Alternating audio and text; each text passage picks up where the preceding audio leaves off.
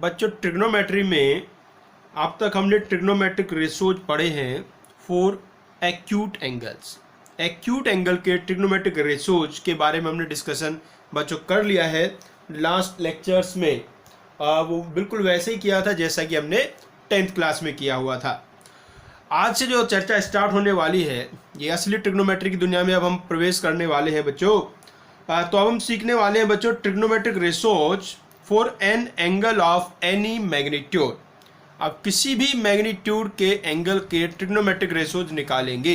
अब आपका जो थीटा है वो कुछ भी हो सकता है, उसका वैल्यू कोई भी रियल नंबर हो सकता है, उसका वैल्यू हम निकालेंगे। अब बच्चों यदि आपको जो अपना एंगल है उसको एक्यूट से अलग कुछ करना है, एक्यूट से अलग करना है, तो फिर जो आपकी कहानी होगी वो राइट एंगल ट्रायंगल के अंदर नहीं चलेगी। क्योंकि जो हमने राइट एंगल ट्रायंगल में डिस्कशन किया था बच्चों, तो उस डिस्कशन में तो जो आपका एंगल है थीटा वो 90 से बड़ा या 0 से छोटा हो ही नहीं सकता। तो इसलिए हमें वो जो राइट एंगल ट्रायंगल था उससे थोड़ा सा बाहर निकल के एक जनरलाइज्ड डेफिनेशन की तरफ बढ़ रहे हैं बच्चों। तो आइए शुरू करते हैं कहानी। बच्चों एक सर्कल बनाया जिसका रेडियस 1 है, इसे कहेंगे हम यूनिट सर्कल। यूनिट सर्कल, ऐसा सर्कल जिसका रेडियस 1 यूनिट है। तो हमने ऐसा एक सर्कल बनाया बच्चों। अब इस सर्कल में आप क्या करिए बच्चों, इसका रेडियस 1 है, तो पहले तो आप ये बताओ बच्चों ये वाले पॉइंट के कोऑर्डिनेट क्या होंगे। अरे कोऑर्डिनेट ज्योमेट्री आती है ना, हल्की फुल्की तो आती है भाई, बिल्कुल छोटी सी की जरूरत पड़ेगी। तो जैसे ये ओरिजिन है और ये हमने डिस्टेंस मान लिया है 1, तो ये वाला पॉइंट होएगा बच्चों 1,0। ये पॉइंट होएगा 1,0। इसका नाम भी रख देते हैं, चलो ए नाम इसके हमने रख दिया, 1,0 ये बच्चों पॉइंट होगा। ऐसे ये वाला पॉइंट हमें निकालना हो, 0,1 होगा। ये वाला पॉइंट बच्चों -1,0 होगा और ये 0,-1 होगा। बाद में इनको लिखेंगे भी हम। अभी अपनी मेन बात की तरफ चलते हैं बच्चों। आप एक लाइन बनाइए इसके सेंटर से पास करती हुई। सेंटर हमने ओरिजिन पे ही रखा हुआ है। एक लाइन बनाया हमने, सर्कल के सेंटर से एक लाइन बनाई और ये लाइन एक्स एक्सिस से एंगल थीटा बनाती है। एक्स एक्सिस से एंगल थीटा बनाती हुई एक लाइन बनाई सर्कल के सेंटर से। इस वाली लाइन ने इस सर्कल को मान लीजिए पॉइंट पी पे मीट किया। अब बच्चों मान लीजिए ये जो पॉइंट पी है इसके कोऑर्डिनेट x, y हैं। पॉइंट पी के कोऑर्डिनेट x, y हैं बच्चों।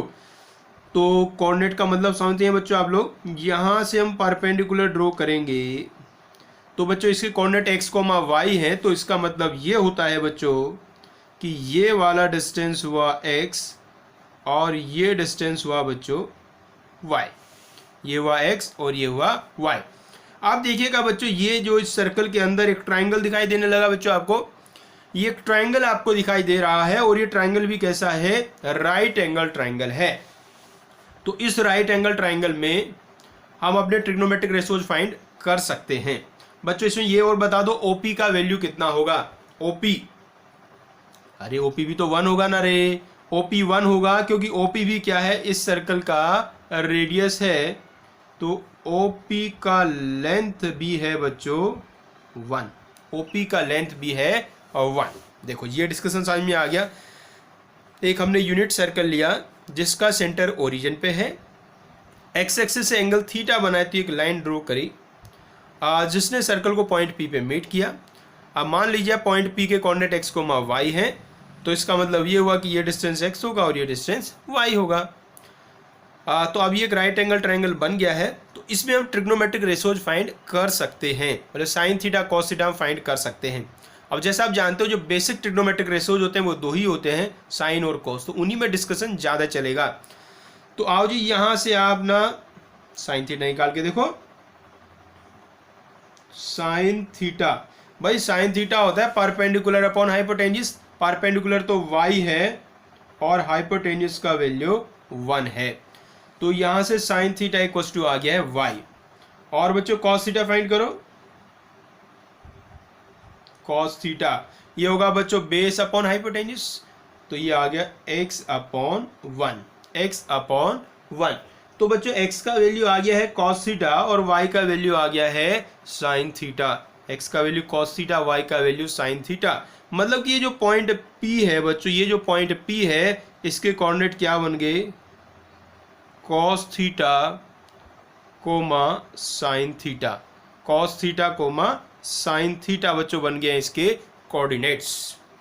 तो क्या सीखने को मिला हमें बच्चों यहाँ से कि भाई यदि हम एक यूनिट सर्कल लेते हैं जिसका सेंटर ओरिजिन पे है और सेंटर से हम एक लाइन ड्रॉ करें एक्स एक्सिस से एंगल थीटा बनाती हुई, तो वो लाइन इस सर्कल को जहां मीट करेगी उस पॉइंट के कोऑर्डिनेट होंगे cos theta coma sine theta. देखो ये एंगल थीटा तो coordinate cos theta sine theta. फिर से देखो ये एक्स एक्सिस और एक्स एक्सिस से एंगल कितना बना थीटा, तो पॉइंट के कोऑर्डिनेट होंगे cos theta coma sine theta. तो ये नई डेफिनेशन हमारी आ गई है। अब इस डेफिनेशन से फायदा क्या है, हमने ये जो कॉस थीटा साइन थीटा निकाले हैं ये किसके रेस्पेक्ट में निकाले, इस एंगल के रेस्पेक्ट में जो ये लाइन एक्स एक्सिस से बनाती है। आप बच्चों ये वाली लाइन तो घूम के सेकंड क्वाड्रेंट में भी जा सकती है, थर्ड क्वाड्रेंट में भी जा सकती है, फोर्थ क्वाड्रेंट में भी जा सकती है, कहीं भी जा सकती है लाइन तो ना। तो उसके हिसाब से एंगल आपका 90 से बड़ा भी हो सकता है, 180 से बड़ा भी हो सकता है, 270 से बड़ा भी हो सकता है बच्चों। तो आइए चर्चा करते हैं इस पर, और चर्चा करते हैं। पहले एक बहुत छोटी सी बात पूछ लेते हैं। जैसे बच्चों ये एक सर्कल हमने बनाया, यहाँ एक छोटा सा सर्कल बनाया और ये वही अपने एक्स एक्सिस वाई एक्सिस बनाए हैं, बिल्कुल वही डायग्राम है, उसका ख़राब सा डायग्राम बनाया। यहाँ एक लाइन बच्चों हमने बनाई और ये लाइन एक्स एक्सिस से एंगल बनाती है अल्फा, ये लाइन एक्स एक्सिस से एंगल बनाती है अल्फा। तो ये जो पॉइंट है, ये पॉइंट का नाम रख दीजिए हमने क्यू। तो इस पॉइंट के कोऑर्डिनेट क्या होंगे, इस पॉइंट के कोऑर्डिनेट क्या होंगे, सोचो बच्चों क्या होंगे। दिमाग की तो जरूरत नहीं है रे। अरे डेफिनेशन ने क्या कहा है, यदि लाइन एक्स एक्सिस से एंगल थीटा बनाती है तो जहां भी लाइन सर्कल को मिलेगी उसके coordinate cos theta coma sine theta होंगे। तो इसमें क्या नई बात है, कोई नई बात नहीं है, इसमें बस एंगल कितना बन गया है, अल्फा बन गया। तो ये जो पॉइंट क्यू आपको दिखाई दे रहा है, इस पॉइंट क्यू के कोऑर्डिनेट क्या बन गए हैं, इस पॉइंट के कोऑर्डिनेट बन गए बच्चों cos alpha coma sine alpha, cos alpha coma sine alpha. बात आ गई समझ में। तो ये एंगल अल्फा है तो point cos alpha sine alpha होंगे। ऐसे भी कहीं भी आप ले लो, मान लो इधर आप ले लेते हैं, यहाँ एक कोई पॉइंट ले लीजिए और वो एंगल मान लीजिए बीटा, तो कोऑर्डिनेट हो जाएंगे कॉस बीटा साइन बीटा। उम्मीद है बात समझ में आ गई। तो आपको सिर्फ ये एंगल देखना है और जितना भी ये एंगल होगा उसका कॉस और उसका साइन ही इस पॉइंट के कोऑर्डिनेट होंगे बच्चों। अब आइए आगे बढ़ते हैं बच्चों। यदि हम यहाँ जाते हैं, यहाँ चलिए एक बार, यहाँ हम चलते हैं बच्चों एक बार। तो यदि इस पॉइंट पे हम जाते हैं, इस पॉइंट का नाम बी रख देते हैं, इस पॉइंट का नाम रख देते हैं बी। तो ऐसा समझिएगा ये वो जो लाइन है ये यहाँ चली गई है, अब ये जो लाइन है यहाँ चली गई है, तो अब यहाँ बी पे चली गई है। तो अब ये देखो ये एंगल कितना बन गया, ये एंगल बन गया बच्चों 90 डिग्री, ये एंगल बन गया है 90 डिग्री। तो इस हिसाब से पॉइंट बी के कोऑर्डिनेट क्या होंगे, पॉइंट बी के कोऑर्डिनेट क्या होंगे बच्चों। अरे देखो ये लाइन है और ये लाइन एक्स एक्सिस एंगल कितना बना रही है, 90 डिग्री बना रही है। तो इस पॉइंट के कोऑर्डिनेट होंगे बच्चों cos 90 sin 90। बात आगे समझ में भी। अरे वही डेफिनेशन यार, देखो ध्यान से, जैसे ये लाइन है ये एक्स एक्सिस एंगल थीटा बना रही है तो इस पॉइंट के coordinate cos theta sin theta होंगे। इसमें देखो ये line x axis angle 90 degree बना रही है तो इस पॉइंट के कोऑर्डिनेट cos 90 sin 90 होंगे। लेकिन ये जो पॉइंट बी है इसके कोऑर्डिनेट तुम्हें पता है कितने होते हैं। अरे ये पॉइंट बी तो वाई एक्सिस पे है तो इसका एक्स कोऑर्डिनेट तो 0 होगा और ये वाई एक्सिस पे जो डिस्टेंस है ये 1 है, ये भी रेडियस है रे। तो इस पॉइंट के कोऑर्डिनेट है 0,1, इस पॉइंट के कोऑर्डिनेट है 0,1। तो सिंपल कोऑर्डिनेट ज्योमेट्री से हम जानते हैं कि इस पॉइंट के कोऑर्डिनेट 0,1 है। और अभी अभी हमने जो डेफिनेशन सीखा है टी रेशोज का, उनसे हम जान गए हैं कि इसके कोऑर्डिनेट है cos 90 sin 90। इसका मतलब क्या हुआ, क्या इसका मतलब ये नहीं लग रहा आपको कि cos 90 का वैल्यू 0 है और sin 90 का वैल्यू 1 है। cos 90 0, sin 90 1। तो cos 90 का वैल्यू बच्चों आ गया है 0 और sin 90 का वैल्यू हो गया है बच्चों 1। वैल्यू सुने होंगे आपने पहले कभी, जब आपने ड्राइव किए होंगे 10th क्लास में, तो ऐसे जुगाड़बाजी से ड्राइव कर देते हैं। असली डेरिवेशन यहाँ से आप समझिए, कितने आराम से हो गया है, दिमाग की जरूरत ही नहीं पड़ रही है। एक बार यहाँ चले, ए के पास चले भैया, ए पे चलते हैं। बच्चे कह रहे ए पे चलो सर। ए पे जाएंगे तो यदि ये पॉइंट पी को सोचो, ए पे आ गया तो थीटा एंगल कितना हो गया, थीटा एंगल। जब आप पॉइंट ए से लाइन ड्रॉ कर रहे हैं तो ये लाइन तो एक्स एक्सिस पे ही आ रही है, तो इसके लिए तो थीटा का वैल्यू 0 हो जाएगा। और यदि थीटा का वैल्यू बच्चों 0 हो गया तो इस हिसाब से पॉइंट ए के कोऑर्डिनेट क्या हो जाएंगे, cos 0 sin 0, cos 0 sin 0। लेकिन कोऑर्डिनेट तो क्या है, 1 0, कोऑर्डिनेट है 1 0। तो इसका मतलब क्या होता है, cos 0 का वैल्यू 1 और sin 0 का वैल्यू 0 होता है बच्चों। cos 0 का वैल्यू 1 और sin 0 का वैल्यू 0 बच्चों हो गया है। उम्मीद है बात समझ में आ गई। तो एंगल के जो वैल्यूज हैं 0, 90 हमने ड्राइव कर दिया, कितने आराम से ड्राइव हो गए हैं, कोई समस्या ही नहीं है जीवन में। आगे बढ़िएगा, थोड़ा और आगे बढ़ते हैं। अब बच्चों इस वाले पॉइंट के पास चलिए, पॉइंट सी के पास चलिएगा। पॉइंट सी पे यदि आप पहुंचे तो आप देखो एंगल कितना बन रहा है। आप ये एंगल देखो, समझ जाते हो ना इतना एंगल कितना होता है, 180 बोल रहा है क्या कोई, हाँ, तो ये एंगल बन रहा है बच्चों 180 डिग्री। ये एंगल 180 डिग्री बन रहा है। तो इस हिसाब से जो पॉइंट सी है अपना, पॉइंट सी, उसके कोऑर्डिनेट क्या होंगे, cos 180 sin 180, cos 180 sin 180। लेकिन इस पॉइंट के वैसे कोऑर्डिनेट क्या बनेंगे, इसके बनेंगे -1, 0। अरे देखो ये एक्स एक्सिस पे है तो y तो 0 ही हुआ, और ये वाला डिस्टेंस 1 है, लेकिन ये नेगेटिव साइड में है, तो इसलिए पॉइंट के कोऑर्डिनेट हो गए -1, 0, -1, 0। तो वही बच्चों cos 180 का वैल्यू हो गया -1 और sin 180 का वैल्यू हो गया है 0। cos 180 -1 और sin 180 बच्चों हो गया है 0। और आगे बढ़िएगा बच्चों, इस वाले पॉइंट पे चलते हैं। इस पॉइंट का नाम रख दिया हमने D। तो यदि इस वाले पॉइंट से ऐसे यहाँ लाइन बनाएंगे तो एक्स एक्सिस से एंगल देखो कितना बन रहा है, घूमते हुए घूमते 90, ये 90 और 90 और, तो 270 बन गया है। तो पॉइंट जो D है, पॉइंट D के कोऑर्डिनेट क्या बनेंगे बच्चों, पॉइंट D के कोऑर्डिनेट बनेंगे cos 270 sin 270, cos 270 sin 270 बच्चों बनेंगे इस पॉइंट के कोऑर्डिनेट। लेकिन वैसे इसके कोऑर्डिनेट क्या होंगे, 0, -1। अरे y एक्सिस पे है तो x तो 0 हो गया, और ये नीचे की साइड में 1 यूनिट आया तो इसलिए y कोऑर्डिनेट हो गया -1। और इसका मतलब क्या हुआ बच्चों, इसका मतलब ये हुआ कि cos 270 0 होता है और sin 270 -1 होता है। cos 270 0 और sin 270 -1 होता है। ठीक है अभी बच्चों।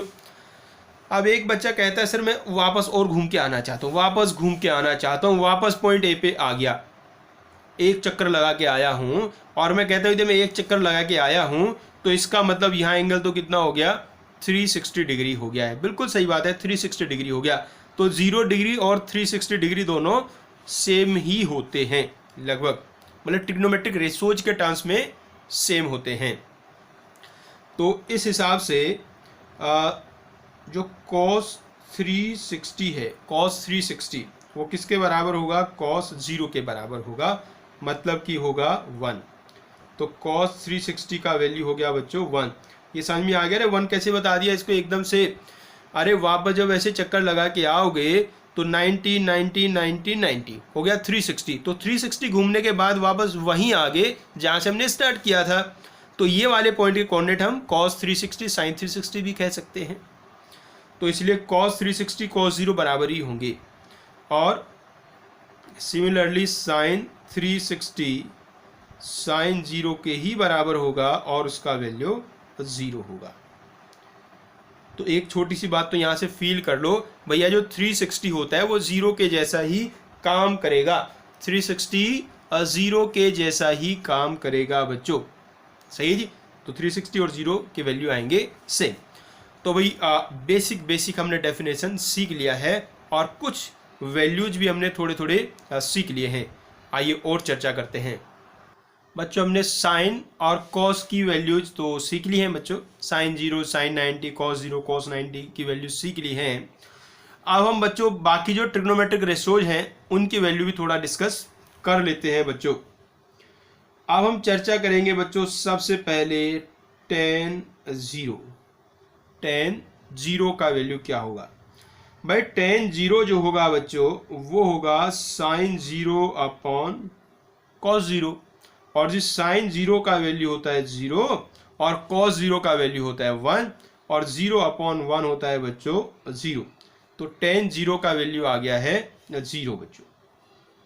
सो tan 0 इक्वल्स टू 0। अब बच्चों बात करेंगे tan 90 डिग्री। tan 90 डिग्री क्या होगा भाई? tan 90 हो जाएगा साइन 90 अपॉन कॉस 90। साइन 90 हो गया 1 और कॉस 90 हो गया 0। बच्चों ये आ गया 1 अपॉन 0 और 1 अपॉन 0 होता है बच्चों नॉट डिफाइंड। 1 अपॉन 0 होता है नॉट डिफाइंड। नॉट डिफाइंड मतलब इसका कुछ वैल्यू होता ही नहीं है, क्योंकि हमारे मैथमेटिक्स में 0 से डिवीजन पॉसिबल नहीं है। हम 0 से किसी नंबर को डिवाइड नहीं कर सकते। सो 1 अपॉन 0 वैल्यू आ गया नॉट डिफाइंड। सो tan 90 का वैल्यू आ गया है बच्चों नॉट डिफाइंड। tan 90 होगा बच्चों नॉट डिफाइंड। tan 90 हुआ नॉट डिफाइंड। अब एक बच्चा यहां बात पूछता है, सर क्या मैं इसको इन्फिनिटी लिख दूं? क्या tan 90 को इन्फिनिटी लिख दूं? मैंने सुना था कहीं गांव में कि 1 अपॉन 0 मतलब कि इन्फिनिटी होता है।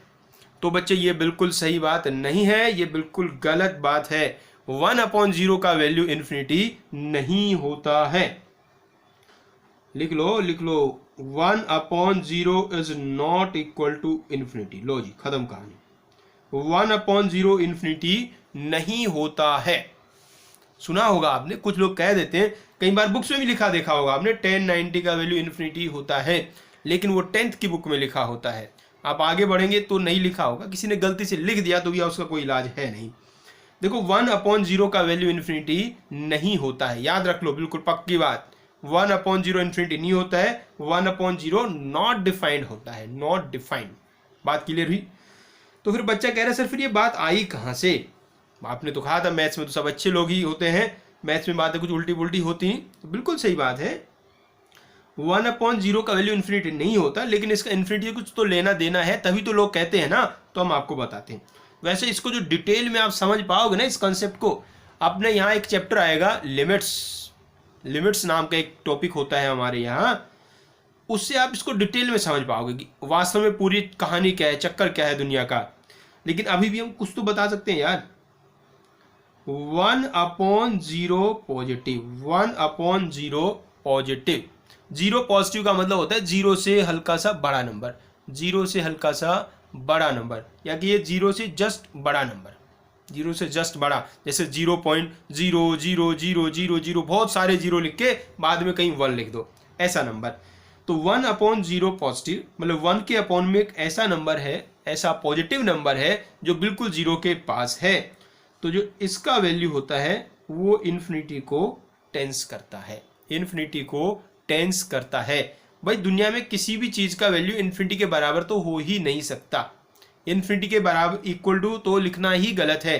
कहीं भी आपने लिखा है इक्वल्स टू और इधर लिखा है इन्फिनिटी, तो ये बात बिल्कुल भी सही नहीं हो सकती, गलत ही बात है। इन्फिनिटी कभी भी किसी के इक्वल नहीं होता।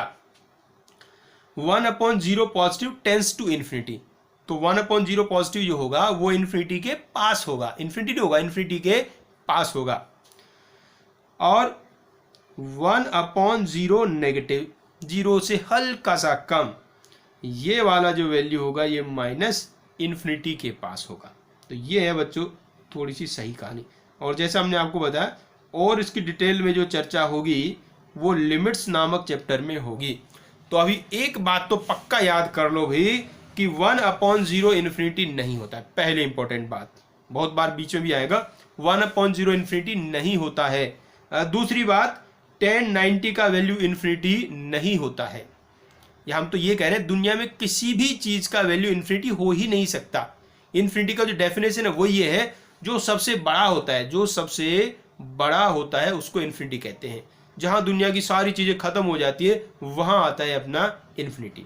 सही बात है जी। तो इन्फिनिटी तो किसी भी चीज का वैल्यू हो ही नहीं सकता, इसलिए tan 90 का वैल्यू भी इन्फिनिटी नहीं होता है।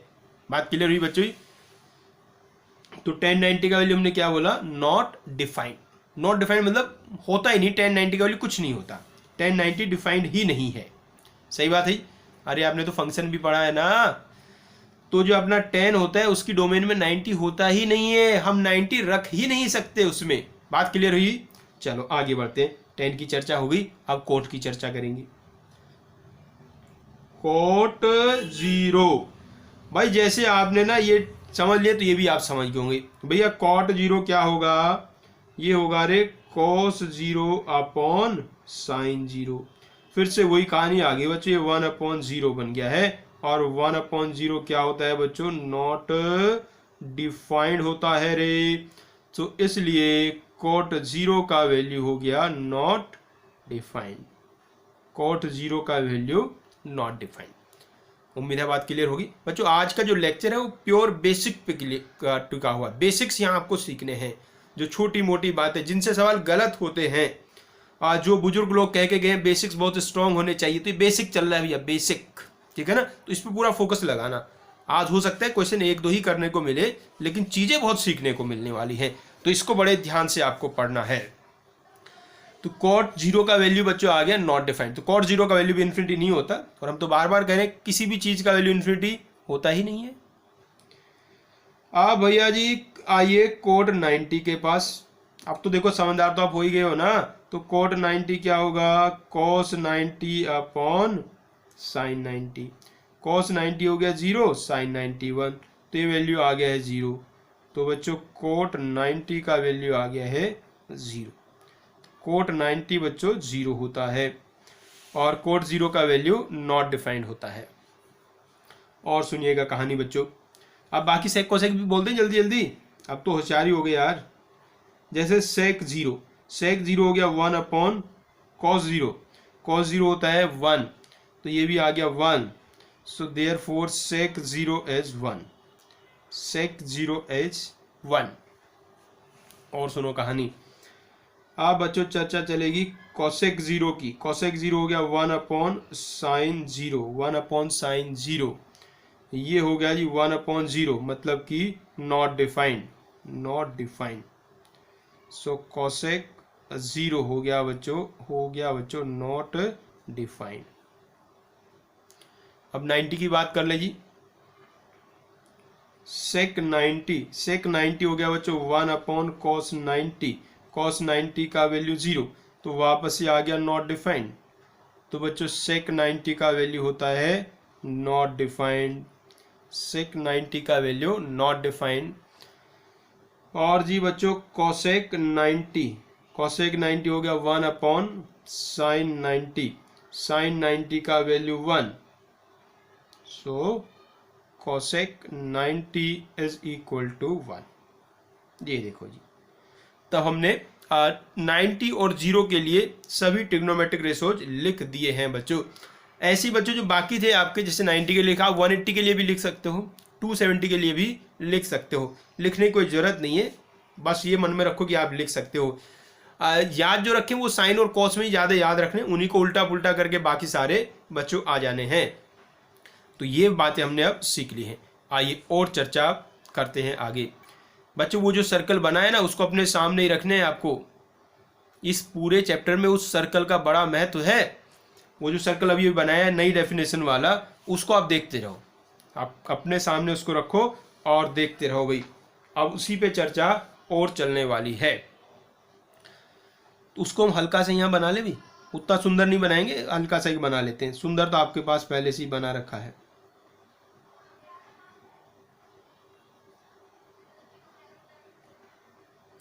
ये देखिएगा बच्चों, ये बिल्कुल गोल सर्कल हमने बनाया है बच्चों, और ये लाइनें उन्हें बिल्कुल सीधी खींची हैं।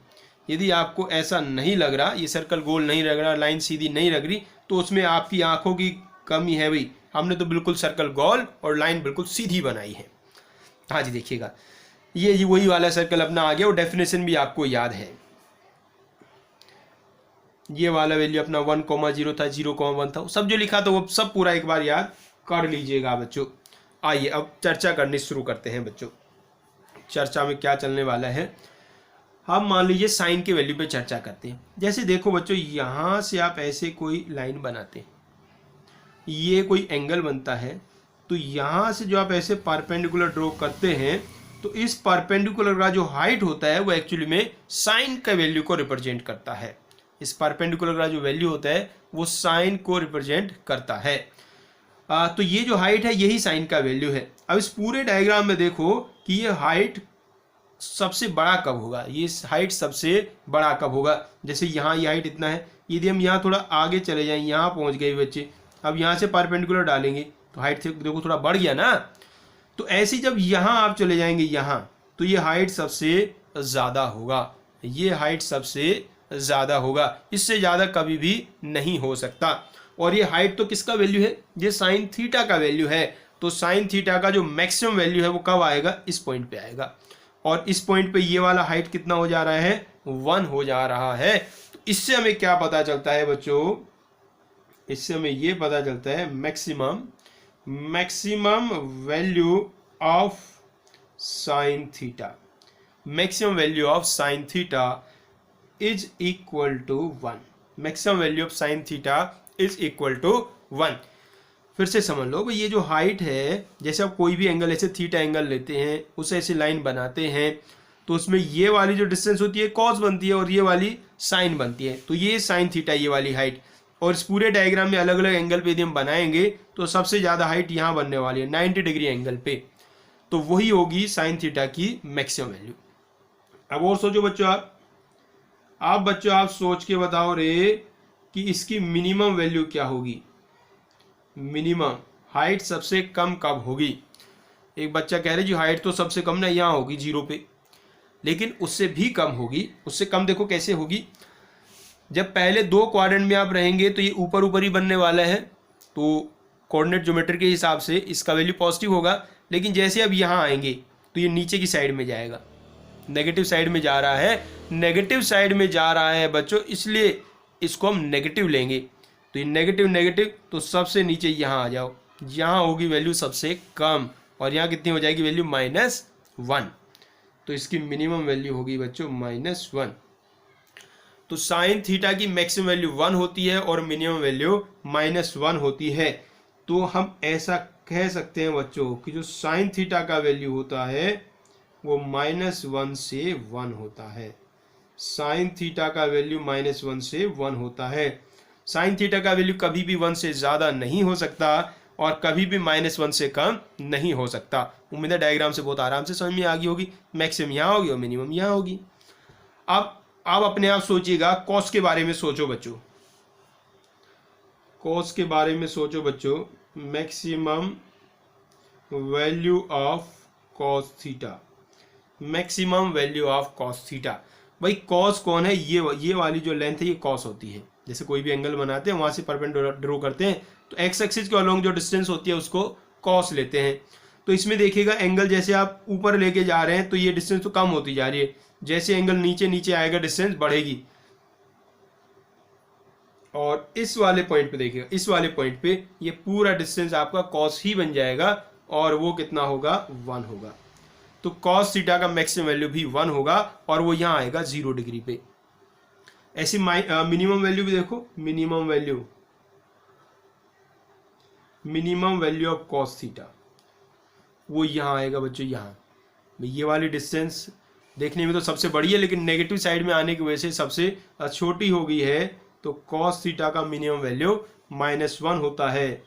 तो बच्चों कॉस थीटा के लिए भी वैल्यू -1 से 1 होगा। तो साइन का वैल्यू भी बच्चों -1 से 1 होता है और कोस का वैल्यू भी -1 से 1 होता है। कुछ लोग इस बात को ऐसे भी लिख देते हैं, mode of sine theta is less than और इक्वल टू 1। मतलब साइन थीटा का जो मैग्नीट्यूड होता है 1 या उससे छोटा होता है। इसको भी आप ऐसे लिख सकते हैं, mode of cos theta is less than और इक्वल टू 1। तो भाई उम्मीद है आपको साइन और कॉस की मैक्सिमम और मिनिमम वैल्यू समझ में आ गई होंगी। बहुत ही इंपॉर्टेंट है भैया, इसको तो भूल ही न मत जाना जीवन में। इसको जीवन में तो भूलोगे ही नहीं, आपको तो अभी बस ध्यान रखना है, पूरे 11th क्लास में मत भूलना, फिर जीवन में कभी नहीं भूलोगे, चाहे 50 साल बाद आके मिल लेना हमसे। ठीक है भाई, बहुत इंपॉर्टेंट है, आपको फिजिक्स में, केमिस्ट्री में जहाँ भी मौका मिलेगा इसका एप्लीकेशन होएगा, और मैथ्स में तो हर चैप्टर में आना ही आना है ये। आइए और आगे चर्चा करते हैं। तो ये सब कहानी तो हुई, अब थोड़ी और हम चर्चा करना चाहते हैं वैल्यूज पे। बाकी आपके 4 ट्रिग्नोमेट्रिक रेशोज बने ना, उनकी भी चर्चा हम करेंगे मैक्सिमम मिनिमम वैल्यू की, वो ज़्यादा इंपॉर्टेंट नहीं है, इसलिए लास्ट में हम सबकी मैक्सिमम मिनिमम वैल्यू की एक बार चर्चा करेंगे। अभी फिलहाल जो काम की चीज़ें वो सीखते चलते हैं जल्दी जल्दी।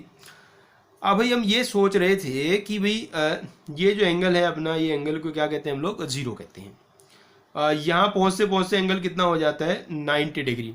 अब थोड़ा पाई के टर्म्स में तो लिख लो यार, तो पाई/2 हो गया, ये हो गया पाई, और ये हो गया 3 पाई/2। एक बच्चा कह रहा है मैं वापस घूम के आऊँगा, तो घूम के आ भैया, घूम के आएगा तो ये वाला एंगल कितना कहलाएगा, 2 पाई। कह रहा है मैं और चक्कर लगाना चाहता हूँ, और चक्कर लगा भाई, और चक्कर लगाओ, आजकल तो सब खाली बैठे हैं घर पे, तो थोड़ा घूम लेते हैं। तो 2 पाई से थोड़ा और आगे इधर को गए तो ये आ जाएगा 5 पाई/2, इसमें 2 पाई और ऐड हो गया। ये देखो ये कितना बन जाएगा, ये यहाँ बन जाएगा 3 पाई, ये भी आप इसमें 2 पाई ऐड कर दोगे 7 पाई/4, ऐसे आपका चलता जाएगा। तो मतलब ये कहना चाह रहे हैं कि भाई जो आपके ट्रिग्नोमेट्रिक रेशोज होते हैं उनके लिए जो 2 पाई है वो 0 के ही जैसा होता है। तो 2 पाई यदि 0 के जैसा है तो 3 पाई पाई के जैसा हुआ। मतलब ये होता है यदि हम किसी एंगल में से 2 पाई माइनस कर दे या 2 पाई प्लस कर दे तो कोई फर्क नहीं पड़ने वाला, एंगल वो सेम ही काम करेगा आपने ट्रिग्नोमेट्रिक रेशोज के लिए। तो अब हम ये जानना चाह रहे थे भाई, हम ये जानना चाह रहे थे बस कि जो हमारा साइन थीटा है ना, साइन थीटा का वैल्यू 0 है तो थीटा का वैल्यू क्या होएगा, ये जानना चाहते हैं। बिल्कुल छोटी सी बात, साइन थीटा 0 है तो थीटा का वैल्यू क्या होगा। भाई साइन का वैल्यू 0 यहाँ होता है और यहाँ होता है, भाई इसलिए कोऑर्डिनेट होते हैं cos theta coma sine theta होते हैं। साइन मतलब वाई कोऑर्डिनेट, तो वाई कोऑर्डिनेट 0 करना है, वाई कोऑर्डिनेट 0 होगा एक्स एक्सिस पे, तो यहाँ 0 होगा और यहाँ 0 होगा। तो 0 कहाँ हुआ भैया, 0 पे, साइन 0 का वैल्यू 0 होगा। उसके बाद आप घूम के इधर आएंगे तो यहाँ भी साइन का वैल्यू 0 होगा, मतलब कि पाई पे। और दोबारा एक चक्कर लगा के आएंगे तो कितने पे, 2 पाई पे। अब तो वहाँ देखना ही नहीं, यही देख लो यार, 0 पाई आ गए, अब 2 पाई ऐड करते जाओ, इसमें 2 पाई ऐड किया 2 पाई, इसमें 2 पाई ऐड किया 3 पाई, फिर किसी में 2 पाई ऐड कर दो तो 4 पाई, फिर किसी में 2 पाई ऐड कर दो तो 5 पाई, ऐसा ये सब चलता जाएगा। तो जब थीटा का वैल्यू 0 होगा, पाई होगा, 2 पाई होगा, 3 पाई होगा, 4 पाई, ये सब होंगे तो साइन थीटा का वैल्यू 0 आएगा।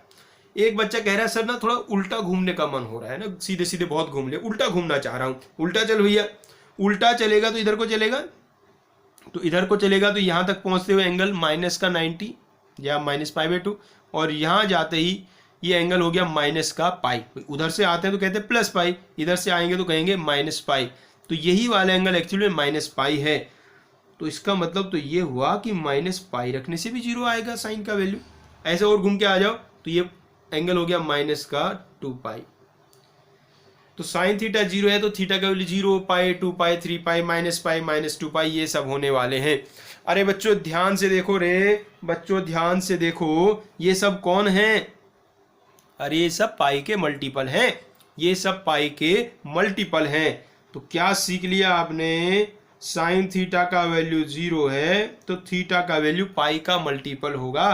पाई के मल्टीपल को ऐसे कह दे क्या भैया, n पाई, पाई इंटू समथिंग, और यहाँ n कौन है रे बच्चों, यहाँ n है इंटीजर। देखो कितने काम की बात आपको सिखा दी हमने। साइन थीटा यदि 0 है तो थीटा का वैल्यू n पाई होगा। और ट्रिग्नोमेट्री में एक खास बात और समझ लीजिएगा बच्चों, चीज़ें आपको दोनों तरफ से याद रखनी है, एक तरफ से याद रखने से कुछ फल नहीं मिलेगा। साइन थीटा 0 है तो थीटा का वैल्यू n पाई, उल्टा भी याद होना चाहिए, थीटा का वैल्यू n पाई तो साइन थीटा का वैल्यू 0, दोनों याद होनी चाहिए उल्टे सीधे, तभी आपका क्वेश्चन आपसे बन पाएंगे अच्छे से। साइन की भैया चर्चा कर ली है, अब चर्चा करेंगे हम कॉस की। अब ना बच्चों हम कॉस को 0 करेंगे। कॉस का वैल्यू 0 कब होगा, देखो डायग्राम से देखो यार, कॉस का वैल्यू 0, एक्चुअली जो कॉस है वो एक्स कोऑर्डिनेट होता है, तो कॉस का वैल्यू 0 होगा वाई एक्सिस पे। तो वाई एक्सिस पे एंगल कौन है, π/2। उसके बाद 3π/2, 2 लिख लो पहले फिर आगे सोचते हैं। π/2, 3π/2, उसके बाद ही वापस घूम के ऐसे आते हैं तो 5π/2। बच्चा कह रहा है सर आप वहाँ क्यों जा रहे हो, तो यही 2π ऐड करते जाओ ना, सही है भाई। तो ये आ गया 7π/2, फिर आएगा 9π/2। यदि किसी का क्लॉकवाइज डायरेक्शन में घूमने का मन है तो -π/2 ऐसे आओगे ना, तो ये -π/2, -3π/2, ये सब बन गया है बच्चों। अब इन सबको ध्यान से देखिएगा बच्चों, भाई सब में ना π/2 तो लिखा हुआ ही है। अब π/2 के मल्टीप्लाई में क्या लिखा है, 13579, 13579, मतलब कि कैसा नंबर लिखा है, ओड नंबर लिखा है। तो ये सब π/2 के ओड मल्टीपल्स हैं, π/2 के ओड मल्टीपल्स हैं, मतलब ये होता है π/2 को किसी ओड नंबर से मल्टीप्लाई करके ये आएंगे। और बच्चों ओड नंबर को हम लोग कैसे लिखा करते थे रे बच्चों, ओड नंबर को ऐसे लिखते हैं 2n+1 या 2n-1 भी लिख सकते हैं। तो 2n+1 π/2, 2n+1 हो गया और इंटू π/2, तो π/2 का ओड मल्टीपल। जैसे देखो n को 0 रखो ये आ जाएगा, n को 1 रखो ये आएगा, n को 2 रखोगे वो वाला आएगा। और लिखना मत भूलना कभी भी n कौन है इसमें, n इंटीजर है बच्चों। तो ये हमने सीख लिया जी।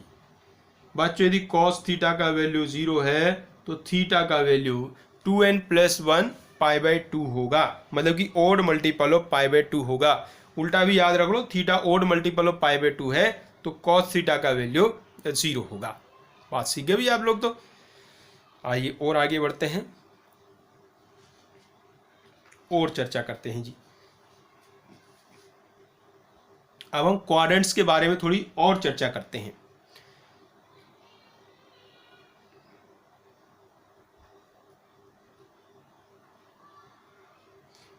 अब जो मेनली चर्चा करने वाले हैं उसका नाम क्या है, वो है साइन ऑफ ट्रिग्नोमेट्रिक रेशोज। लिख देते हैं आपके लिए,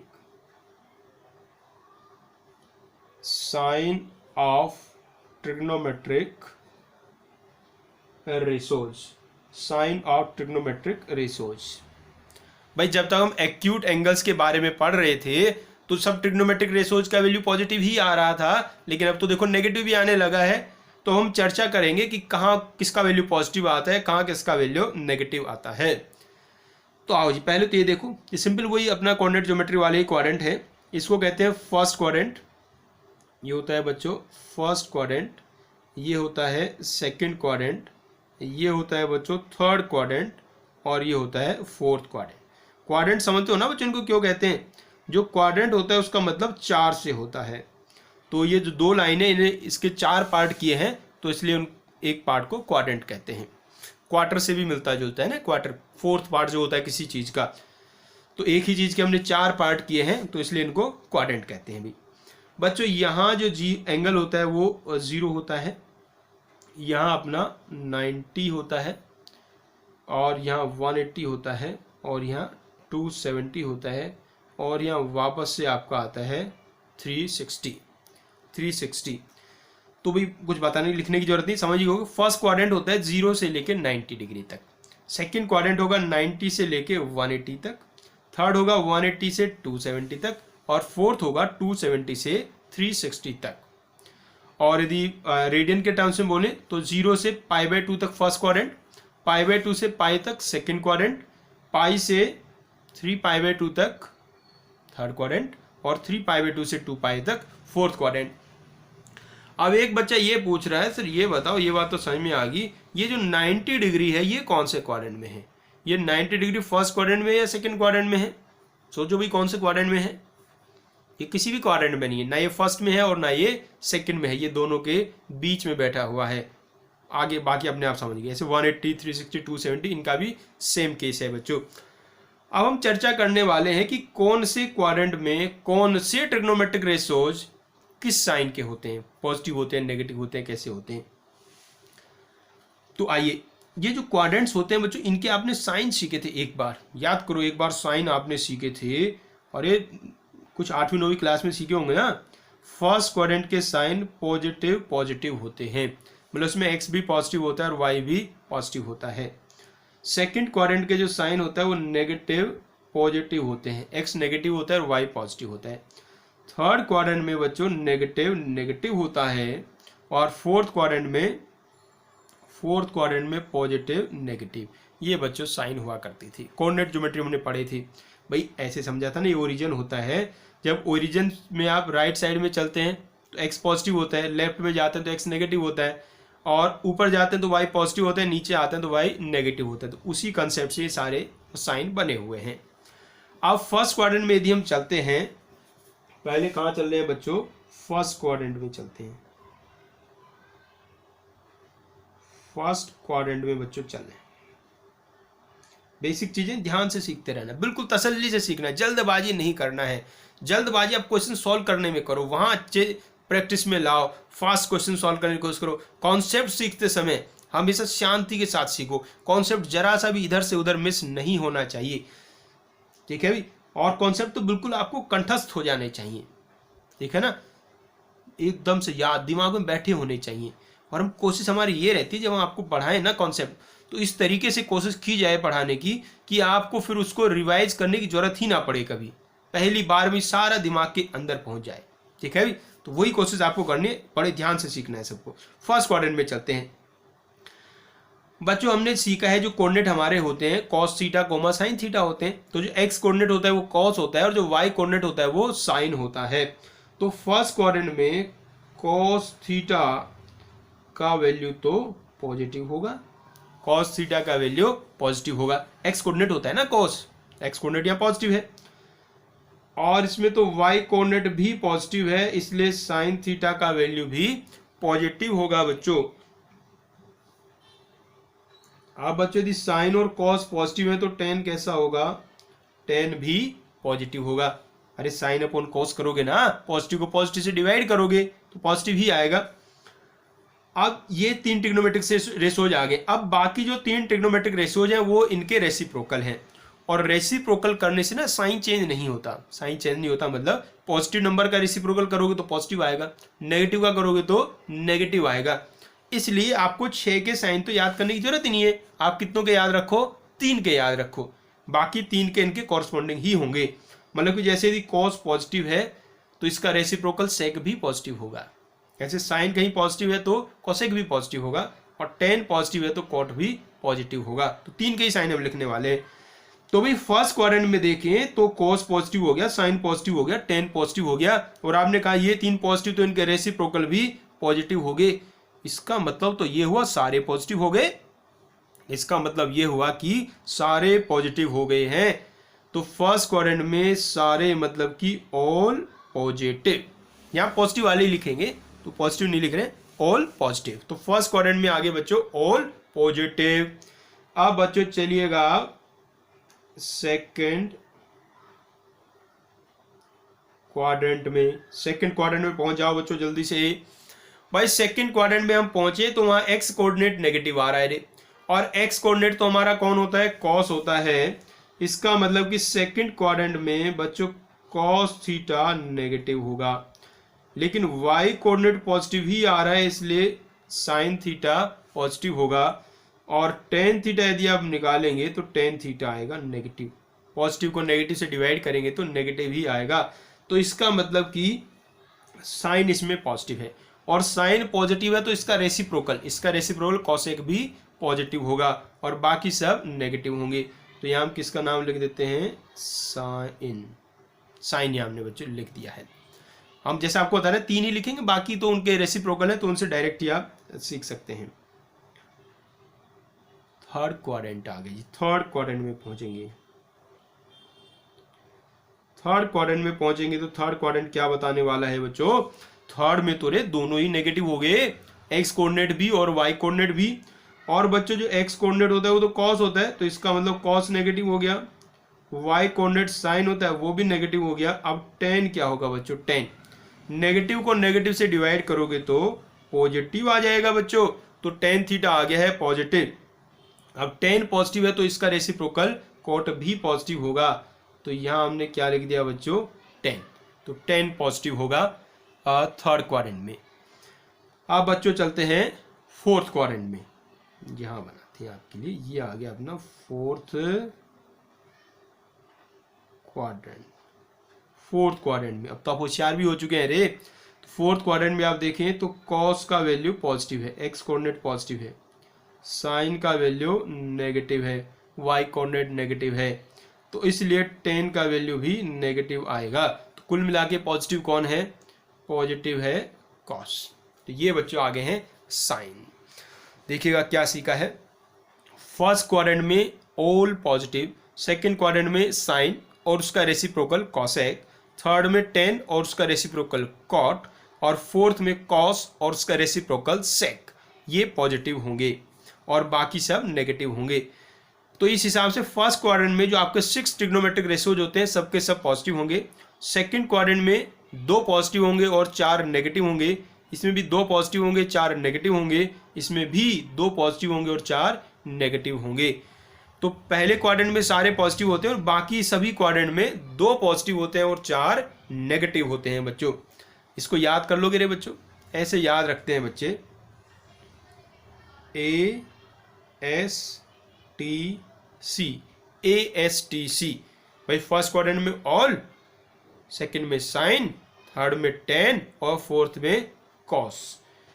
सो ए का मतलब है ऑल से बच्चों, एस का मतलब है साइन से, और बच्चों टी का मतलब है बच्चों टेन से, और सी का मतलब है बच्चों कॉस से। तो ASTC, ASTC ऐसे आप याद रख सकते हैं। कुछ लोग इनके नाम भी बना लेते हैं जी। कई सारे इसके वर्ड बनाते हैं लोग। एक तो सबसे अच्छा जो है after school to college, after school to college, या किसी को कॉलेज जाना पसंद नहीं है तो जब लॉकडाउन खुलेगा तो वो कहाँ जा सकते हैं? After school to cinema, after school to cinema. या इसका एक ये भी कुछ लोग कहते हैं add sugar to coffee, add sugar to coffee, ऐसा कुछ भी आप बना सकते हैं। तो हम एक लिख देते हैं after school to college, after school to college, ऐसे करके आप याद रख सकते हैं। वैसे बहुत आसान है, ASTC से भी याद रह जाता है बच्चों।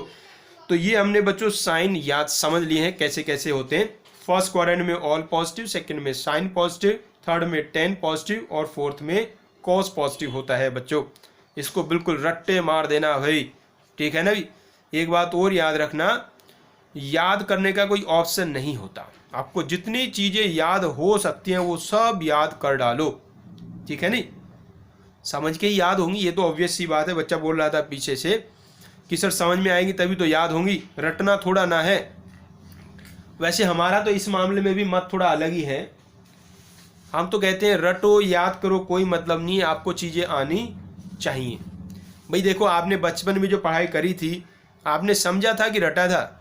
सोच के देखो एक बार, जब आपने किसी को बताया 2 और 2 4 होते हैं, वो कभी आपने समझा था या रट लिया था? तो रटाई तो था ना, और हमेशा चलता आ रहा है। जो सारे टेबल जब आपने सीखे थे, कहाँ आपको समझ आते थे टेबल होते क्या हैं, लेकिन आपने सब रट लिए थे। तो बात समझ में आए ना। तो ये समझना तो है ही, लेकिन चीज़ें याद भी करनी बहुत ज़रूरी है बच्चों।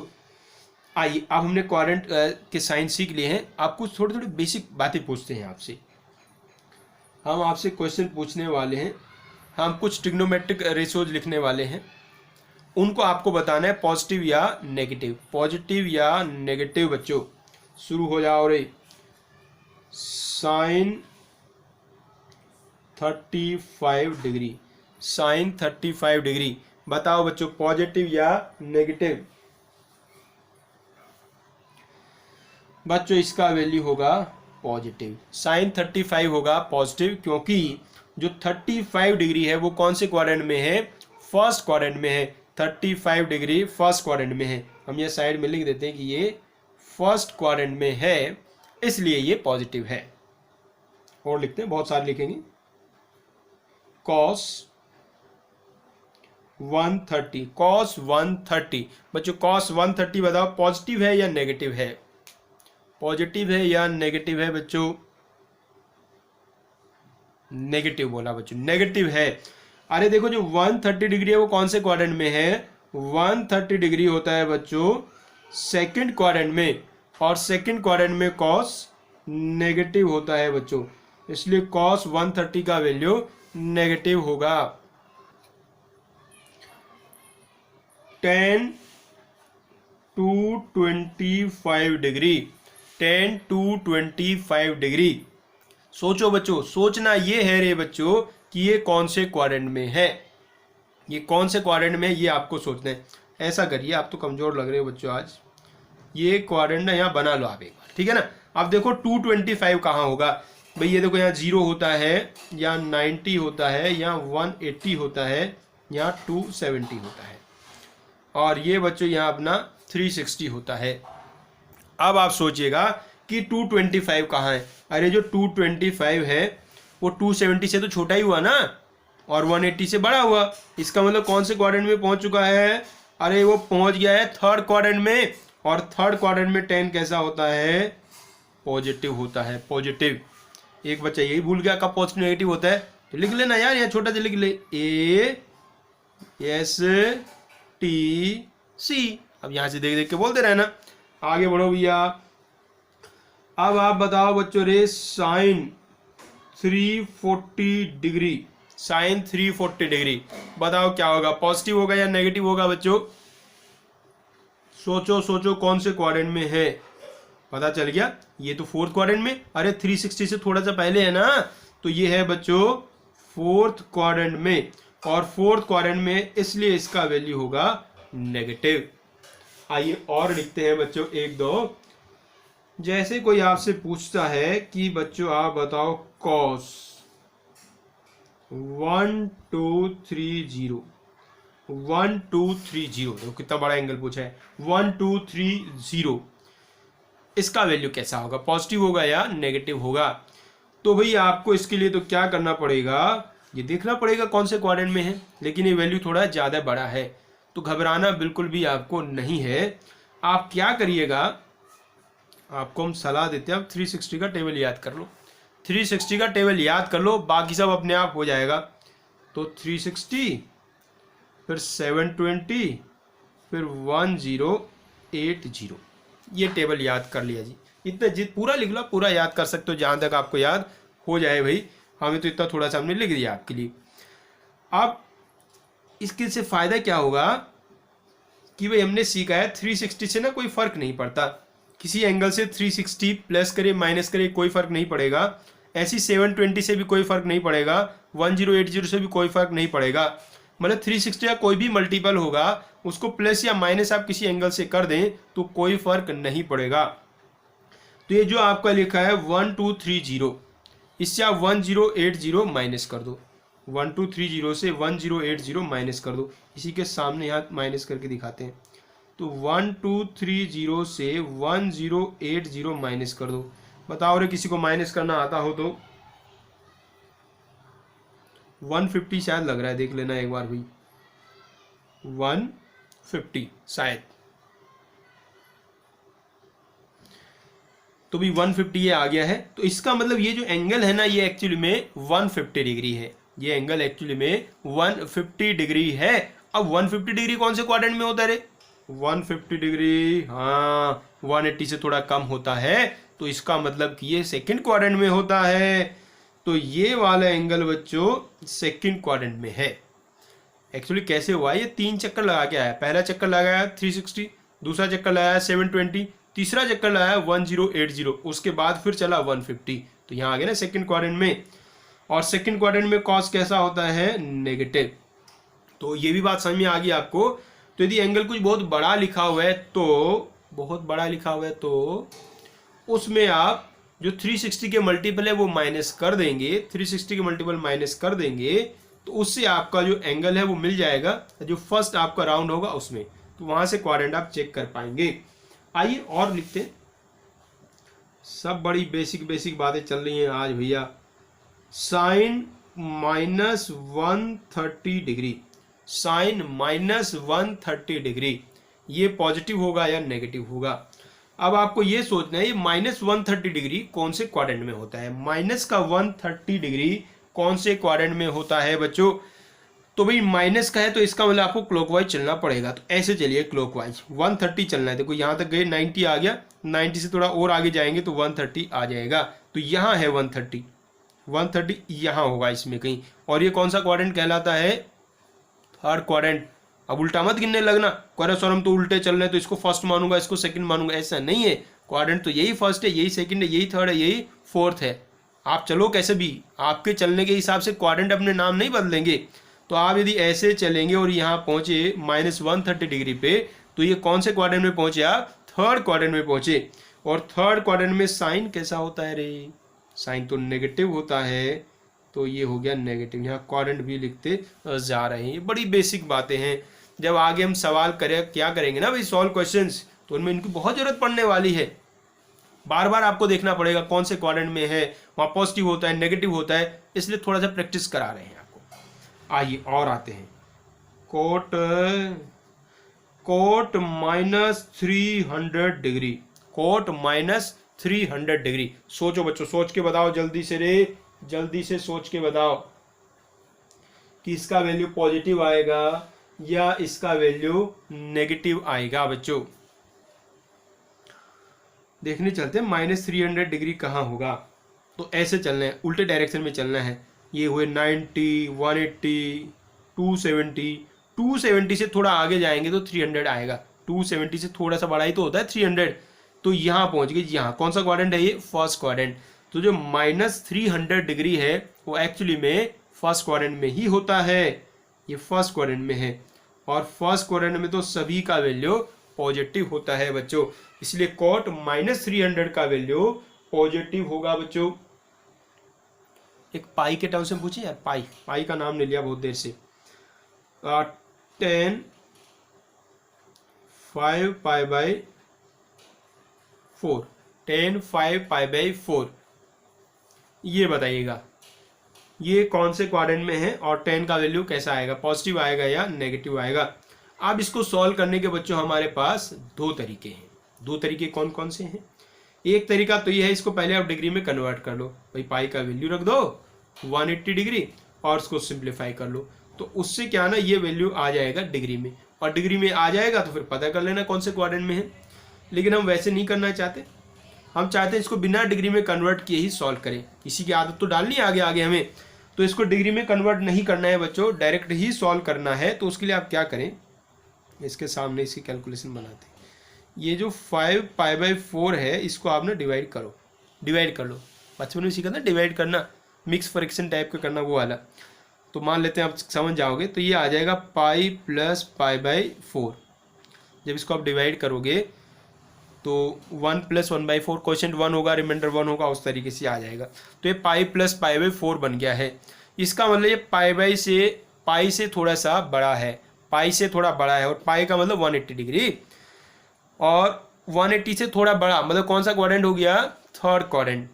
क्वाड्रेंट देखो ना, भूल गया आप तो, ये 0 और यहाँ पाई होता है, ऊपर π/2 होता है, नीचे 3π/2 होता है।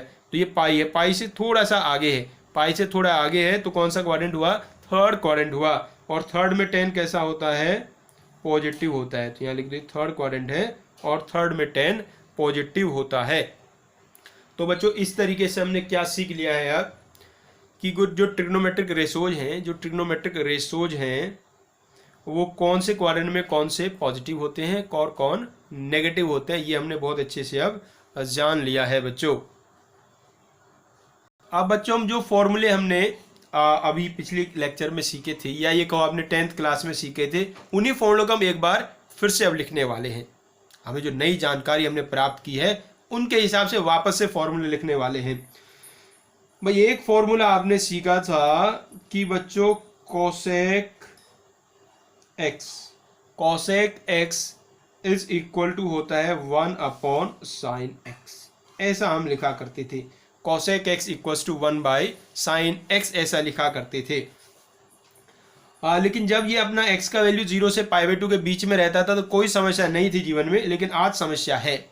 आज समस्या क्या है भाई, इस फॉर्मूले में देखें तो डिनोमिनेटर में क्या आ रहा है, sin x आ रहा है। तो डिनोमिनेटर में साइन एक्स आ रहा है, इसलिए साइन एक्स का वैल्यू नहीं होना चाहिए 0। और साइन एक्स का वैल्यू 0 कब होता है? देखो हमने निकाला था अभी कुछ देर पहले, साइन एक्स का वैल्यू 0 कब होता है?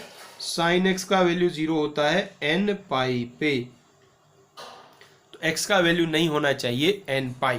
तो बच्चों कॉसेक एक्स 1/sin x होता है, लेकिन कब होता है?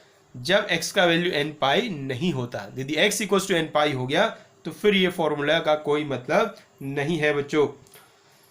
ऐसे देखिएगा बच्चों, sec x equal to 1/cos x। तो यहाँ कंडीशन क्या लगेगी? cos का वैल्यू 0 नहीं होना चाहिए, तो आप कहेंगे x नहीं होना चाहिए 2n + 1 π/2। ये भी हमने अभी भी सिखाया था, cos 0 होता है 2n + 1 π/2 पे बच्चों। इसका मतलब कुछ ऐसा निकल रहा है बच्चों, यदि कहीं भी कोसेक एक्स लिखा हुआ है तो ये कंडीशन तो उसमें इंक्लूडेड होगी ही कि x का वैल्यू n पाई नहीं होना चाहिए। कहीं सेक लिखा है तो रहेगा x 2n + 1 π/2 नहीं होना चाहिए।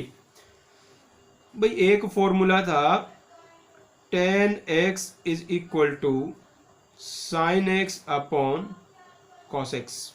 tan x = sin x upon cos x। तो यहाँ भी सेम कंडीशन है, cos 0 नहीं होना चाहिए, तो x नहीं होना चाहिए 2n + 1 π/2।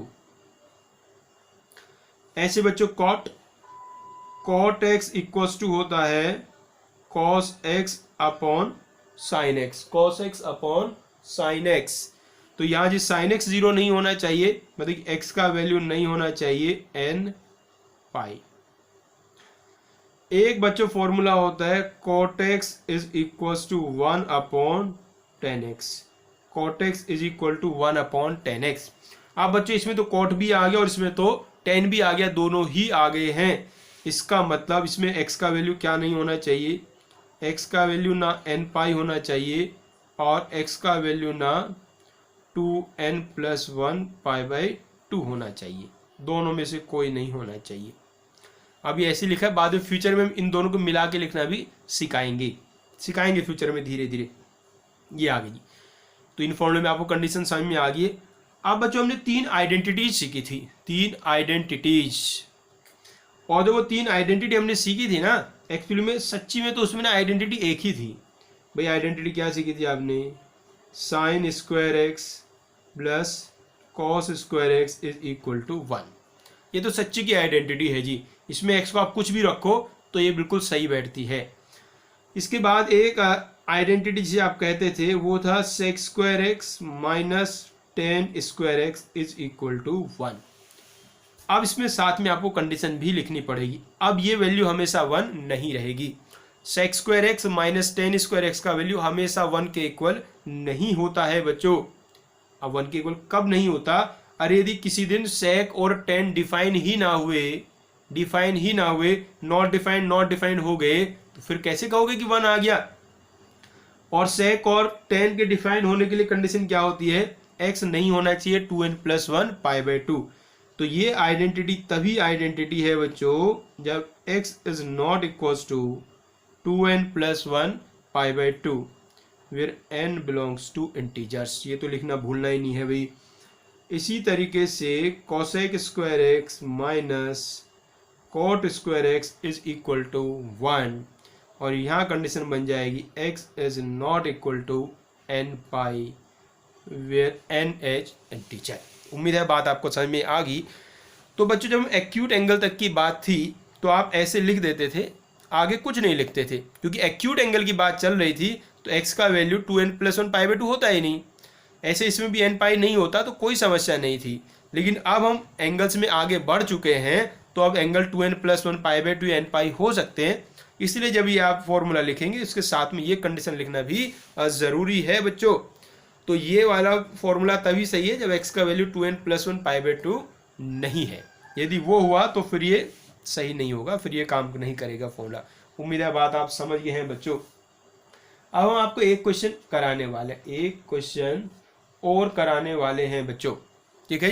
ये क्वेश्चन बिल्कुल वही है जैसे आपने 10th में की है। इस क्वेश्चन से हम ये बताना चाह रहे हैं कि अब आपके जीवन में और कैसी परेशानियां आने वाली हैं। क्वेश्चन वही रहेंगे, सॉल्यूशन चेंज होंगे। एक क्वेश्चन आपने बहुत बार देखा होगा, ये क्वेश्चन तो मतलब ऐसा कोई बच्चा होगा नहीं जिसने नहीं किया हो। Under root of 1 minus cos A upon 1 plus cos A. देखो ये क्वेश्चन आपने पक्का किया होगा, मतलब ऐसा हो ही नहीं सकता आपने ना किया हो। हाँ, यदि 10वीं में पढ़ाई की है तो। Under root of 1 minus cos x upon 1 plus cos x, इसको सिंप्लीफाई करके कुछ कुछ लाना होता था। तो आपने देखा होगा इसका वैल्यू कॉसेक एक्स माइनस मतलब cosec A minus cot A, इसका वैल्यू आ जाता है। लेकिन वो बचपन की बातें थी, अब आप बड़े हो गए। अब इसको सॉल्व करते हैं। सॉल्यूशन देखिए क्या होता है इसका। इसके सॉल्यूशन में हम ऐसे किया करते थे कि भाई इसको हम मल्टीप्लाई डिवाइड किया करते थे। जो डिनोमिनेटर वाला है बच्चों उसका साइन चेंज करके मल्टीप्लाई डिवाइड किया करते थे। ये ऐसे किया करते, सब ऐसे ही करते थे। अब इसको देखिएगा बच्चों, न्यूमरेटर में क्या बन गया है। न्यूमरेटर में बन गया है 1 माइनस कॉस ए का होल स्क्वायर। डिनोमिनेटर में क्या बन गया है 1 माइनस कॉस स्क्वायर ए और एक सुंदर सा स्क्वायर रूट। 1 माइनस कोस ए का होल स्क्वायर, इसका रूट है बच्चों, और नीचे साइन स्क्वायर ए। 1 माइनस कॉस स्क्वायर ए को लिख दिया बच्चों साइन स्क्वायर ए। अब देखिए एक बहुत इंपॉर्टेंट कंसेप्ट एक दिन हमने आपको बताया था, याद कर लो उसे यार, और कहा था जिस दिन जरूरत पड़ेगी उस दिन भूल जाओगे। अब तो याद आ गया होगा। तो अंडर रूट ऑफ, पहले नीचे वाले को लिख देते हैं, under root of sine square A क्या होगा। बच्चा कह रहे रूट से स्क्वायर हटा दो तो वैल्यू आ गया साइन ए। समझ में आ गया इसमें गलती क्या है। जब भी आप रूट स्क्वायर को हटाते हैं तो क्या आता है, मोड आता है बच्चों। Under root of x square mod x होता है। फंक्शन में सीखा था हम लोगों ने, under root of x square mod x होता है। कोई भूल गया है, कोई बात नहीं, भूलते तो है इस फॉर्मूले को, यही लिख लो वापस, under root of x square mod x होता है। तो ये आ गया मोड साइन ए। ऊपर क्या आ गया, ऊपर आ जाएगा मोड ऑफ 1 माइनस कॉस ए, ऐसा बन गया बच्चों। अब मोड ओपन होते थे प्लस में या माइनस में। यदि मोड के अंदर वाला वैल्यू पॉजिटिव तो प्लस में ओपन होगा, नेगेटिव तो माइनस में ओपन होगा। अब यहाँ देखिएगा बच्चों 1 माइनस कॉस ए, 1 माइनस कॉस ए तो कभी नेगेटिव होगा ही नहीं। अरे आज ही सीखा ना, कॉस का मैक्सिमम वैल्यू 1 होता है, तो जो कॉस का वैल्यू होता है वो हमेशा 1 या उससे छोटा ही रहेगा। तो इसलिए 1 माइनस कॉस ए तो नेगेटिव नहीं होगा, ये पॉजिटिव या 0 ही रहेगा। तो इसका मोड तो ऐसे ही हट जाएगा 1 माइनस कॉस ए। लेकिन नीचे तो समझिए भैया, ये जो अपना साइन है वो तो पॉजिटिव भी होता है और नेगेटिव भी होता है, दोनों हो सकता है। इसलिए यहां बन जाएंगे बच्चों, यहां बन जाएंगे 2 केस। अपॉन में साइन ए आएगा जब साइन ए का वैल्यू ग्रेटर देन और इक्वल टू, नहीं इक्वल टू मत लगाओ, जब साइन ए का वैल्यू ग्रेटर देन 0 होगा। इक्वल टू तो 0 हो ही नहीं सकता ना, डिनोमिनेटर में गड़बड़ हो जाएगा सब। और यहाँ क्या आएगा जी 1 माइनस कॉस ए तो है ही, अपॉन में आएगा माइनस का साइन ए, और ये तब होगा जब साइन ए का वैल्यू लेस देन 0 होगा बच्चों। सही है जी, आगे बढ़िए। इसको आप अलग अलग अपॉन में कर दो तो ये ऐसा बन जाएगा, देखो cosec A minus cot A, तब समझ जाएंगे, सब बताने की जरूरत नहीं। इसमें भी आप लिखोगे तो इसमें माइनस का कॉसेक ए और प्लस का कोट ए बन जाएगा बच्चों। ठीक है जी। अब साइन पॉजिटिव कब होता है, साइन पॉजिटिव होता है फर्स्ट क्वाड्रेंट में और सेकंड क्वाड्रेंट में, मतलब कि जब ए का वैल्यू होगा 0 से पाई। और नेगेटिव कब होगा, साइन नेगेटिव होता है सेकंड क्वाड्रेंट में, नहीं थर्ड क्वाड्रेंट में और फोर्थ क्वाड्रेंट में। थर्ड क्वाड्रेंट फोर्थ क्वाड्रेंट होते हैं पाई से लेके 2 पाई तक। ऐसे बच्चों बन गया है। तो कुछ बात समझ में आए। इस तरीके से जो आपके वो सवाल थे सेम टू सेम जो क्वेश्चन थे 10th वाले, उनके भी आंसर आपके वेरी कर जाएंगे, क्योंकि अब एंगल आपका 90 से ज़्यादा भी हो सकता है। तो सवाल आता कैसे है, अब मान लो वैसे इतना आसान नहीं आते, बहुत ही ज़्यादा आसान है, फिर भी मान लो आ गया किसी दिन तो कैसे आएगा। इस एक्सप्रेशन का ही वैल्यू आपसे पूछेगा और कह देगा ए का वैल्यू पाई और 2 पाई के बीच में है, ए का वैल्यू पाई और 2 पाई के बीच में है। तो कुछ नादान सॉल्व करके यही पहले वाले आंसर ला देंगे। लेकिन आपके जैसे समझदार बच्चे यहाँ समझ जाएंगे कि a का वैल्यू पाई से 2 पाई है, इसका मतलब ये नेगेटिव होगा, तो फिर ये वाला आंसर आ जाएगा। तो उम्मीद है बच्चों आपने ये थोड़ी थोड़ी बातें सीख ली हैं। बिल्कुल बेसिक हमने आज किया है, कोई हाई फाई बात हुई नहीं है। अब कल हम जो सीखने वाले हैं बच्चों, कल जो मेनली हम सीखेंगे वो सीखने वाले हैं फॉर्मूले ऑफ एलाइड एंगल्स, फॉर्मूले ऑफ एलाइड एंगल्स। या सीधे शब्दों में कहें तो जैसे आपने साइन 90 माइनस थीटा सीखा था, वैसे ही sine 90 plus theta, sine 180 minus theta, sine 180 plus theta, sine 270 minus theta, sine 270 plus theta, sine 360 minus theta, sine 360 plus theta, ये सब के फॉर्मूले हम सीखने वाले हैं बच्चों। ठीक है, नाम हमने खाली साइन का लिया है, लेकिन सबके सीखेंगे, कॉस टेन सभी के होते हैं फॉर्मूले सेम टू सेम। तो कल इनको हम डिस्कस करने वाले हैं और इनसे रिलेटेड क्वेश्चन करने वाले हैं। चलिएगा बच्चों, तो मिलते हैं कल फिर।